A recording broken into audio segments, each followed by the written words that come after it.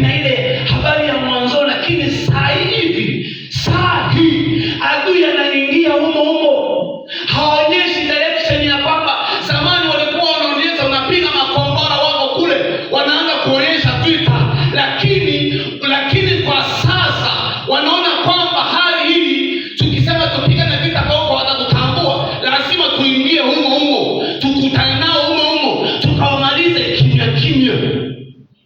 Kanisa ndio linavyokamatwa, linavyokufa, linavyoharibika, linavyosambaratika, ni kwa sababu hatujaelewa kwamba adui ana mbinu ipi.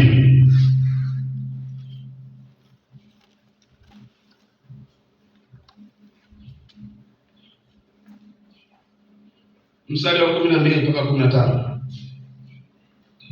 Kisha ikawa Wayahudi walipokuja, ndio wale waliokaa karibu nao, wakatuambia barafumu, kutoka kila mahali tutakapoingia, ndio watushambulie.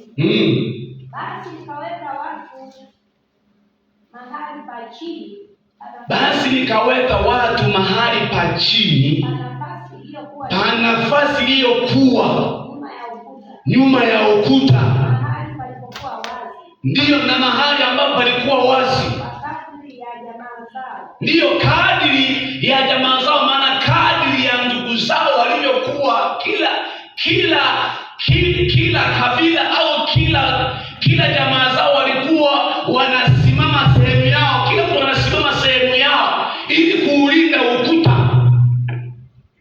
Nikawaweka wenye panga zao, ndio, na mikuki yao, wakawekwa wenye panga zao na mikuki yao na pinde zao. Nikatazama nikaondoka, ndio, nikawaambia wakuu na mashehe ndio, na watu wengine waliobaki, msiwaogope, mkumbukeni Bwana aliye mkuu, mwenye kuogosha, mkawapiganie ndugu zenu na wana wenu na binti zenu na wake zenu, ndio mkapambane na hiyo.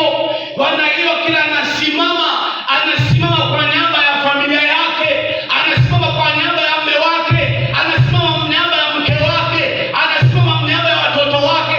Unasimama kwa niaba ya ndugu zako ili ukapigane na falme na mamlaka, upate kuvunja ili wasipate nafasi ya kuingia kwenye maisha yenu. Bwana Yesu asifiwe sana.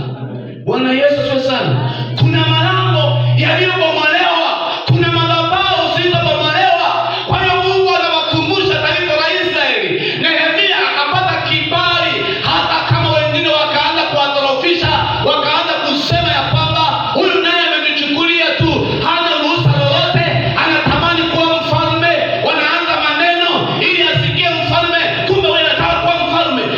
Lakini Nehemia hakusikiliza maneno yao, waliendelea kupambana, waliendelea kujenga mji. Akaanza kupanga kila watu wasimame kwenye nafasi yao. Wewe kama kwenye familia yako, simama kwenye nafasi yako, muombee mume wako, muombee mke wako, ombea watoto wako ili mpate kuwa salama. Bila kuwa salama, lazima waombee watoto wako, waweke wakifu mbele za Bwana.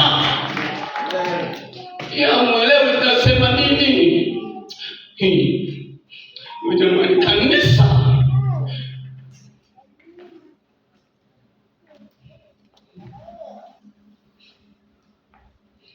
lazima tupambane kanisa. Hizi ni siku za mwisho. Adui anajiingiza kwa siri, anaingiza, analeta magonjwa, analeta mafarakano, anapanda kazi yake. Ulikuwa ni mtu mzuri, ulikuwa mtoaji mzuri, ulikuwa mwimbaji mzuri, tayari kiburi kinaanza kuinuka. Adui amejiingiza kwa siri, hujajua ya kwamba adui ameingia, hujajielewa. Lakini kama ukijua ya kwamba hapa tayari